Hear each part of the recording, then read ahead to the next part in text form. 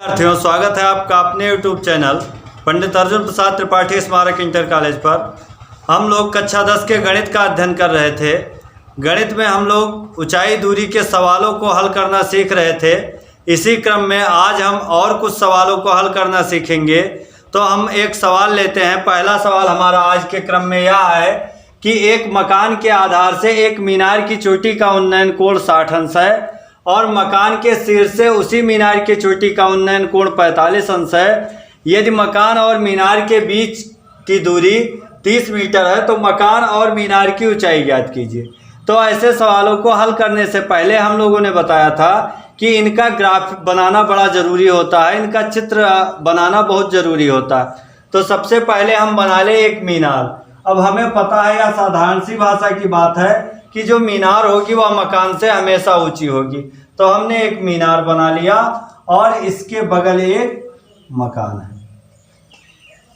फिर कह रहा है मीनार के आधार से मकान के आधार से एक मीनार के चोटी का उन्नयन कोण 60 अंश है। यानी मीनार के चोटी का उन्नयन कोण, ये मीनार है, इस तरफ वाला हमारा अगर मीनार हुआ तो यह इसकी चोटी हुई, सबसे ऊपर वाली सिरा चोटी और सबसे नीचे वाली सिरा आधार। तो यह मकान का आधार हुआ और ये हमारा क्या हुआ, मीनार का आधार हुआ। ये इसकी क्षैतिज रेखा हो जाएगी। अब चूंकि दोनों पृथ्वी पर स्थित है तो इनकी जो क्षैतिज रेखा होगी वह आपकी क्या होगी, एक दूसरे के समांतर होगी। तो ये हम कह ले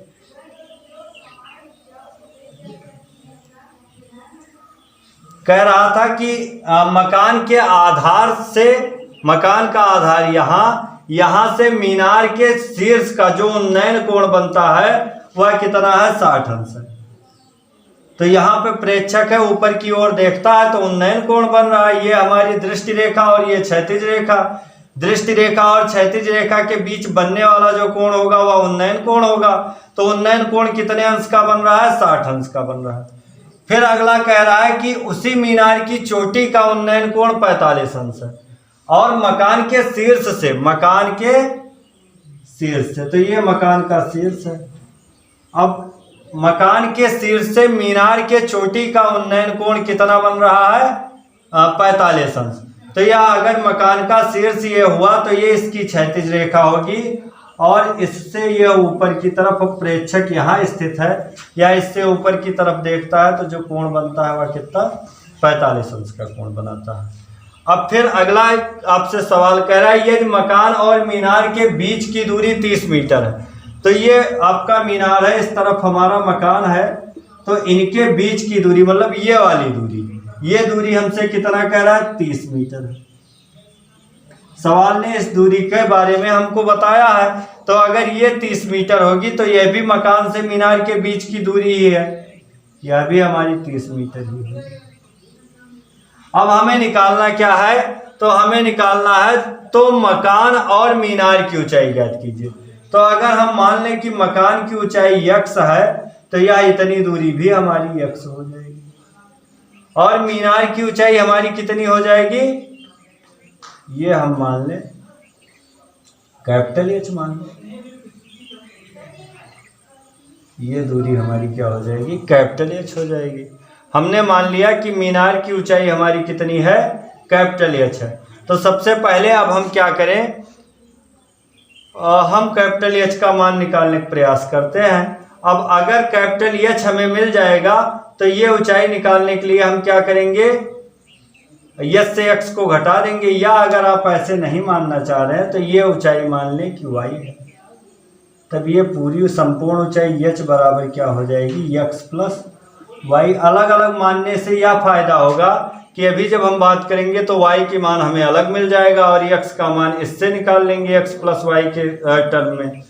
तो देखो अब हम नॉमिनेट कर लें इन सारे फिगर को, तो इसे ये मान लें, इसे b c d e। अब हमें मिल गया कि मकान की ऊंचाई हमने मान लिया x है और मीनार की ऊंचाई h या x प्लस y है। हमें सबसे पहले मकान और मीनार दोनों की ऊंचाई निकालनी है। तो सबसे पहले हम बात कर लें कि त्रिभुज ABC में, चित्र से देखें तो चित्र से त्रिभुज ABC में अब अगर त्रिभुज एबीसी में बात करें तो हमें निकालना क्या है, y का मान निकालना है, और यह मान हमें दे रखा है, इसका मान भी दे रखा है। यानी अगर इसके टर्म में देखें, यहां से मेजर कर रहे हैं ये इस एंगल से, तो ये भुजा हमारी लंब हो जाएगी और ये भुजा आधार और ये हमारी कर्ण हो जाएगी। क्योंकि यह हमारा समकोण है, इसके सम्मुख भुजा कर्ण होगी, तो ये हमारा आधार हो जाएगा। यानी tan थीटा बराबर सूत्र हमारा क्या होता है, लंब बटे आधार। हम वहां त्रिकोणमितीय राशि ढूंढेंगे जो लंब और आधार के बीच में संबंध बता रहा हो। तो लंब और आधार के बीच में संबंध कौन बताता है, tan थीटा। अब थीटा का मान 45 अंश, लंब का मान यहाँ पे हमारा लंब है AC, तो ये हमारा AC और आधार हमारा क्या है BC। तो हम tan 45 अंश बराबर क्या कर लें, AC अपान BC यानी y अपान 30। tan 45 अंश का मान हमें पता है 1, तो y बटे 30, तिरछा गुणा करा दें तो y का मान यहां से हमें मिल गया 30 मीटर। यानी इतनी ऊंचाई पहले मकान से ऊपर जो भी मीनार की ऊंचाई है वह हमें मिल गई y बराबर 30 मीटर। अब दोबारा हम बात करें, हमें निकालना है मीनार की ऊंचाई, तो दोबारा हम बात कर लें पुनः एक बार फिर से। अगर चित्र से लें तो पुनः चित्र से त्रिभुज EDA में एक त्रिभुज यह भी बन रहा है ED, ये और ये भी हमारा कौन सा त्रिभुज बन रहा है, समकोण त्रिभुज। चूंकि इसका भी एक कोण हमारा 90 अंश का है, तो इसके सम्मुख भुजा ये वाली कर्ण हो जाएगी, ये वाली संपूर्ण भुजा लंब हो जाएगी और यह भुजा हमारी आधार हो जाएगी। तो त्रिभुज EDA से त्रिभुज EDA में अगर हम देखें तो हमें क्या मिल जाएगा, फिर हमें संबंध निकालना है जो हमें बताता हो लंब और आधार के मध्य, तो वही हम लगा दें tan। अब यहाँ थीटा का मान दे रखा है 60 अंश, तो tan 60 बराबर यच अपान क्या, ये संपूर्ण ऊंचाई हमने मान रखी है यच है, तो यच अपान 30 यानी 30 अंश। अब यहाँ tan 60 अंश का मान हमारा होता है √3, तो ये हमें मिल जाएगा यच बटे 30। तिरछा गुणा अगर करा लो तो कैपिटल यच बराबर हमें क्या मिल गया, 30√3। अब आप चाहें तो मान भी रख सकते हैं। अगर आप मान रखेंगे तो √3 का मान 1.732, और अगर 30 से 1.732 को लगभग गुणा कराएंगे तो वह लगभग मान शायद 51 कुछ आएगा। तो आप मान भी रख दें या यही अगर रख दे रहे हैं तब भी आपका बिल्कुल सही है।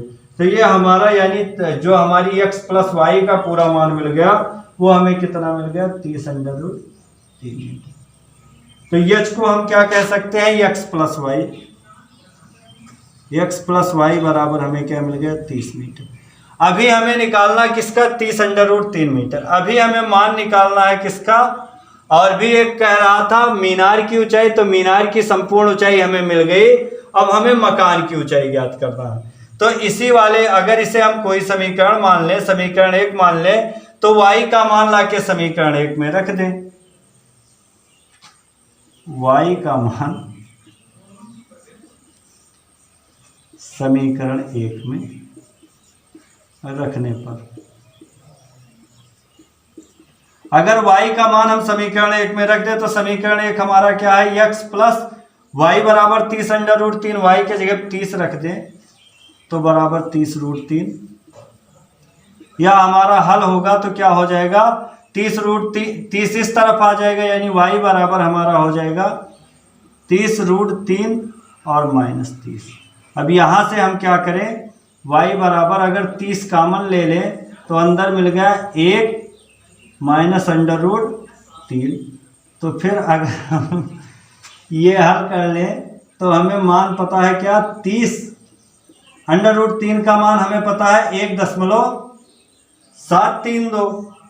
ये हमारा जब यहाँ रखोगे तो ये हो जाएगा √3 आगे आ जाएगा, और ये पीछे देखो यहाँ 30 कामन लिए तो यहाँ √3 और यहाँ -1, यानी ये हमारा हो जाएगा √3 का मान कितना, 1.732, और इसका मान 1। जब ये आप घटाएंगे तो ये 30 गुणे 0.732 हो जाएगा, और गुणा उड़ा कराने के उपरांत हमें मिल जाएगा, हम गुणा कराएं तो 3 दूनी 6, 3 त्रिक का 9, और 3 सते 21, 1 0 पीछे, यानी कितने अंक बाद, 3 अंक बाद, तो 21.96 मीटर। यानी हमें मिल गई किसकी, मकान की जो ऊंचाई थी, हमें दोनों की अलग अलग ऊंचाई निकालनी थी, तो हमें मीनार की ऊंचाई पहले ही मिल गई थी 30√3 मीटर, और मकान की ऊंचाई हमें कितना मिल गया, यक्स का मान 21.9 मीटर। यानी मकान की ऊंचाई मिल गई 21.9 मीटर और मीनार की ऊंचाई मिल गई 30√3 मीटर। अब इसी क्रम में एक दूसरा सवाल देखें। कह रहा है आंधी के कारण किसी वृक्ष का ऊपरी भाग टूटकर क्षैतिज तल पर 45 अंश का कोण बनाता है। यदि वृक्ष के शिखर का क्षैतिज तल पर जड़ से 10 मीटर की दूर पर मिलता है तो वृक्ष की ऊंचाई ज्ञात कीजिए। अब सबसे पहले इस सवाल का हम चित्र बनाएंगे। तो चित्र में हम देखें, हम कहते हैं यह कोई वृक्ष है, वृक्ष ए बी है, वृक्ष की संपूर्ण ऊंचाई क्या है, ए बी है। अब आंधी आने की वजह से या बीच से या कहीं से भी टूट गया, मान लीजिए बिंदु सी से टूट गया और यह टूटने के बाद पृथ्वी तल से आके टकराया, ऐसे रख गया पृथ्वी पे। अब टकराने के बाद जो यहाँ से कोण बनाता है वह कोण कितना है, 45 अंश, या पृथ्वी तल से या क्षैतिज तल से 45 अंश का कोण बनाता है। फिर कह रहा है वृक्ष के शिखर का क्षैतिज तल पर जड़ से 10 मीटर की दूरी पर है। अब शिखर से तात्पर्य यह है कि यही तो वृक्ष का शिखर है और यही भाग टूट के यहाँ पे आया है, तो ये शिखर पहुंच गया यहाँ। आंधी के बाद शिखर ये आपका इस तरफ हो गया, तो शिखर से फिर जो आपके वृक्ष का आधार का जो भी दूरी है वह कितनी है, 10 मीटर है। कह रहा है शिखर क्षैतिज तल पर जड़ से 10 मीटर की दूरी पर है, ये वृक्ष का जड़ है, तो यहाँ से इसके बीच की दूरी कितनी है, 10 मीटर है।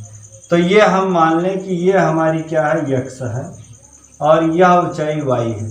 तो अगर ये ऊंचाई वाई है तो यही टूट के यहाँ पे लगा है, ये भी आपका क्या होगा, वाई ही हो। ये बी वाला भाग ही टूट के यहाँ पे लगा, तो हमने कह लिया कि यह भी आपका यहाँ आ गया। तो ये भी BC ही आपका हुआ और ये भी हमारा क्या, BC ही हुआ। तो हम मान लें कि माना जो है आपकी किसकी, माना वृक्ष की ऊंचाई x प्लस वाई है। तो सबसे पहले x और y का मान हमें निकालना है, तो अब आप लिख लेंगे कि माना वृक्ष की संपूर्ण ऊंचाई x प्लस वाई मीटर है। तो अब x और y का अलग अलग मान निकाल के जोड़ने की कोशिश करते हैं ताकि हमें वृक्ष की संपूर्ण ऊंचाई मिल जाए। तो इसका अगर हम हल देखें तो सबसे पहले हल में आप यही लिखेंगे कि माना वृक्ष की ऊंचाई x है और वृक्ष के x ऊंचाई से जो शिखर का भाग टूट के क्षैतिज से पृथ्वी तल पर टकराया है उसकी ऊंचाई y है। अब अतः वृक्ष की संपूर्ण ऊंचाई x प्लस वाई मीटर होगी, तो ये आप लिख लेंगे। अब हम देख लें किसमें, त्रिभुज ABC में, चित्र से चित्र हमने बनाया है त्रिभुज ABC में। अब अगर हम त्रिभुज ABC की बात करें तो हमें त्रिभुज ABC में अब जो आप पहले देख लें, जो संबंध बताता हो x का मान निकालना है, तो इसमें से एक कोण का मान पता है, भुजा का मान पता है। तो x का मान निकालने के लिए जो संबंध बताता हो किससे, इसकी सम्मुख भुजा हमारी लंब हुई, तो जो संबंध बताता हो लंब और आधार के बीच में, तो लंब और आधार के बीच में हमें संबंध बताता है tan थीटा। tan थीटा बराबर हम सूत्र जानते हैं हमारा क्या होता है, लंब बटे आधार। यानी हमें कितना मिल गया, tan थीटा का मान 45 अंश। तो tan 45 अंश, लंब का मान यहाँ पे कितना दे रखा है, x, और आधार का मान 10। tan 45 अंश का मान हम जानते हैं 1, तो x बटे 10, सॉरी x बटे 10 मीटर, यानी तिरछा गुणा करा दे तो x बराबर हमें क्या मिल जाएगा, 10 मीटर। तो जितने पे अभी वह टूटा नहीं है, जितने से टूट के इधर झुका है, वह ऊंचाई हमें मिल गई 10 मीटर। अब हमें क्या, वो ऊंचाई निकालना है जो टूटने के बाद आके वृक्ष से पृथ्वी से टकराया है, यानी y का मान। तो y का मान निकालने के लिए पुनः एक बार देख लें, पुनः त्रिभुज ABC में एक बार फिर त्रिभुज एबीसी में अगर देखें तो त्रिभुज एबीसी से अब हमें संबंध निकालना है। जो हमें बता रहा हो संबंध किसमें, ये हमारी भुजा कर्ण हो गई और ये हमारी आधार। तो जो संबंध बता रहा हो कर्ण और आधार के बीच में, तो कर्ण और आधार के बीच में दो लोग संबंध बताते हैं, दो त्रिकोणमितीय राशि संबंध बताती है। कौन कौन सी, कास और कास का उल्टा सेक। अगर आप नहीं जान पा रहे हैं तो तुरंत ये लाल बटे कक्का लिख लीजिए। अब ये हमारा क्या, कास, और कास का उल्टा क्या, सेक। तो कर्ण और आधार के बीच में आधार बटे कर्ण कास थीटा, या फिर सेक थीटा बराबर कर्ण बटे आधार। तो हम लगा दें कास थीटा। कास थीटा बराबर हमारा सूत्र आधार बटे कर्ण।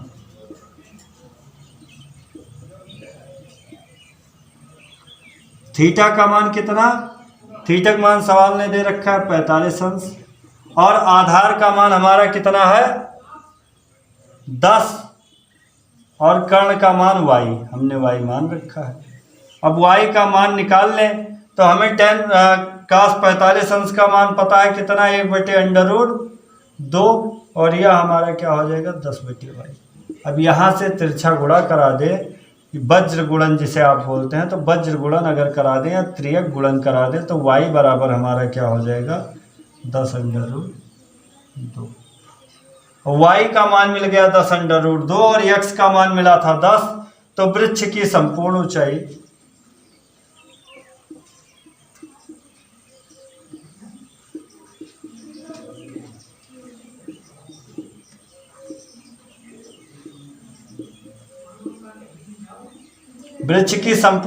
h बराबर x प्लस y। यही तो हमने मान लिया था कि वृक्ष की संपूर्ण ऊंचाई x प्लस y या h है। तो ये हमारा क्या हो जाएगा, x का मान कितना 10 और y का मान 10√2।